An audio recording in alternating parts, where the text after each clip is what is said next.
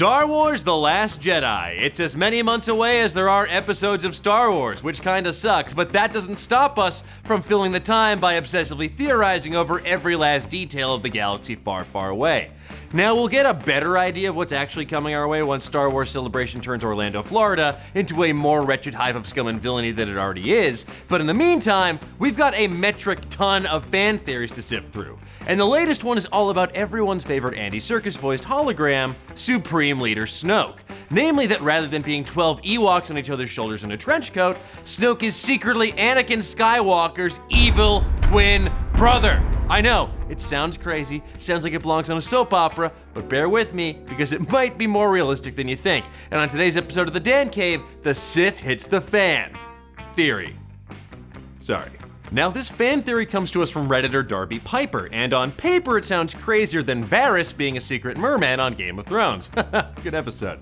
However, old Darby boy dug deep into Star Wars Legends lore to substantiate this theory. Now, based on what we know from The Force Awakens, Supreme Leader Snoke is the evil, Force-sensitive alien that leads the First Order. He trained Kylo Ren in the ways of the dark side, and he looks like someone tried to make a Coachella hologram of Voldemort, but then the data got corrupted halfway through. Now, this particular Snoke theory relies on another legendary Force user, Darth Plagueis. Tell me, did you ever hear the tragedy of Darth Plagueis the Wise? No?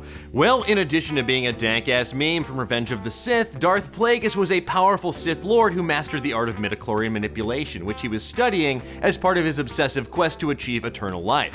Now, according to Senator Sheev Palpatine, who is secretly Plagueis' murderous apprentice, Darth Sidious, and the future Emperor of the Galactic Empire, Darth Plagueis was so powerful that he could use the Force to influence the midichlorians themselves to create life. Now this is God racing! Yippee! Darby Piper's theory also relies heavily on the 2012 novel Darth Plagueis by James Luceno. This novel established that Plagueis actually attempted to create life through the Force, but the experiment was ultimately a failure. It also theorized that not only did Plagueis create life, but that Anakin Skywalker, that immaculately conceived sand-hating pod racing boy prodigy, was likely created by the Force itself to balance the cosmic scales. After all, that would mean that just by being born, Anakin was fulfilling the prophecy of bringing balance to the Force. But what about that failed experiment? Well, what if that wretched creation is none other than Supreme Leader Snoke? It might explain why he has such bad skin and looks like I do before having coffee in the morning. Okay, that's all well and good, but if that's the case, then where was Snoke during the original trilogy? Well, the answer's probably pretty simple. He was in hiding. Emperor Palpatine became Emperor Palpatine by consolidating power, clearing house of political rivals, and murdering and manipulating pretty much everyone else around him to get what he wanted. So it's likely that if Snoke was created by the master that Palpatine murdered, he wouldn't have much love for Snoke himself, which means that Snoke would have been forced into hiding during the rise and eventual fall of the Galactic Empire, emerging from the shadows to eventually fill the power vacuum created by Emperor Palpatine's death when old asthmatic Anakin bench pressed the old man into oblivion.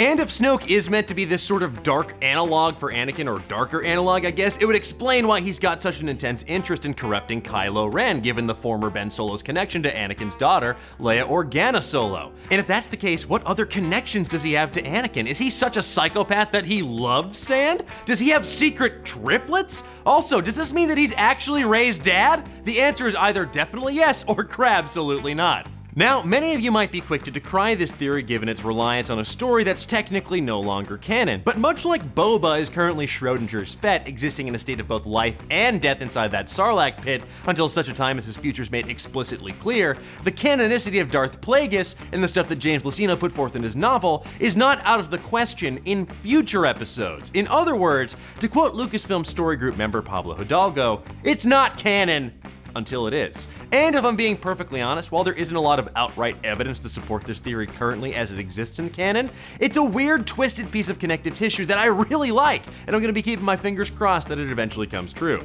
But tell me, what do you think of the idea that Supreme Leader Snoke is Anakin Skywalker's evil Force brother counterpart? Do you agree with it? And if you disagree, who do you think that Snoke could actually be? Let me know in the comments below and give me a Force-sensitive thumbs up while you're there. Now be sure to like and subscribe or else you might miss next week's show about the story of a girl who moves to a new school where she learns that being popular isn't everything and that her adorable golden retriever puppy has to be euthanized in Marley and Mean Girls. Until next time, keep on digging.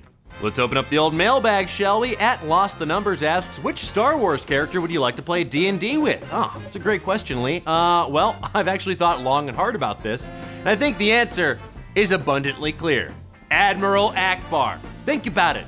He would be the best rogue imaginable, because every time we came on a suspicious looking door, or something looked like a pressure plate, he could tell me if it's a trap. But tell me, which Star Wars character would you most like to play D&D with? Let me know in the comments below, and I'll see you guys next time.